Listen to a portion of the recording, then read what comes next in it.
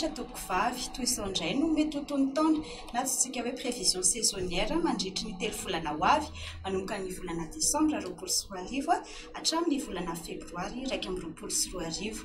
Tafiditra tanteraka ao anatin'ny vanim-potoana fahavaratra isika izao.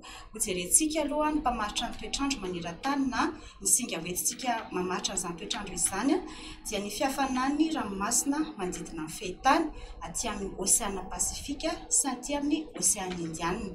Raha izao sary hitantsika izao, ny loko manga dia midika fa mangatsika kokoa ary ny loko volomboasary dia midika fa mafana kokoa. Raha aty amin'ny Oceana Pasifika tamin'ny volana novambra zany dia mbola ahitana trano izay mangatsika izay aty amin'ny ilana atsinanana raha oharina aty amin'ny ilana andrefana. Dikan'izany dia mbola ao anatin'ny trangalanina trano isika amin'izany fihafanan'ny ranomasimbe Pasifika izany.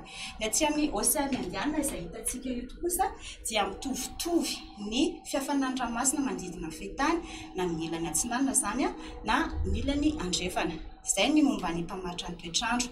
Ho jerentsika ny tany rotsakorana mandritra ny 3 volana fitambarana zany ao anatin'ny 3 volana ho avy manomboka ny desambra hatramin'ny volana febroary 2024. Ny loko manga izay hitantsika eto manomboka aty amin'ny faritra Diana, Sava, Boeny, Betsiboka, ny faritra avaratry Analamanga, manohy aty amin'ny tapany atsimo ny atsimo andrefana, Anosy, Androy ary ny tapany atsimo atsinanana dia midika fa manodidina na manatombo kokoa ny tany rotsakorana. Ny miloko maitso kosa izay hitantsika amin'ireo faritra isisa ireo dia manodidina na milatsaka kokoa ny fitambaran'ny rotsakorana mandritra ny 3 volana ho avy. Ho jerentsika koa ny desambra. Raha izao sary hitantsika izao dia misy koa ny loko mavo izay midika fa tena maina, tsy ampy ny orana amin'ny faritra izany hoe aty amin'ny faritra Mahazo, ny faritra atsimo andrefana sy ny aty amin'ny tapany atsimo ny Menabe. Fa ny sisan'izay kosa ny loko maitso kosa toy ny hitantsika teo dia manodidina na milatsaka kokoa ny tokony ho izy manomboka aty amin'ny faritra Menabe ny faritra avaratra ary miazo aty amin'ny tapany atsimo indrindra nosy ary aty amin'ny faritra atsinanana nosy ahitana ny aloatra mangoro ny faritra Nalanjorofo ary atsinanana.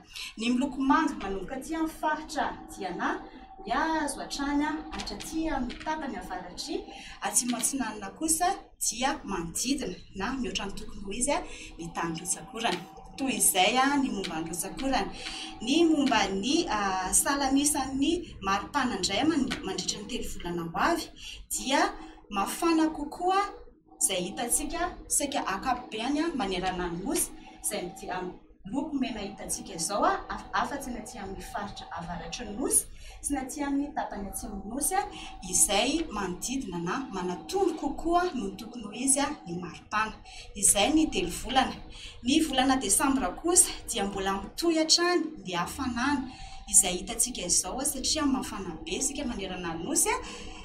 Zao hitantsika izao ny miloko mena dia mafana kokoa ny volana desambra ny maripana.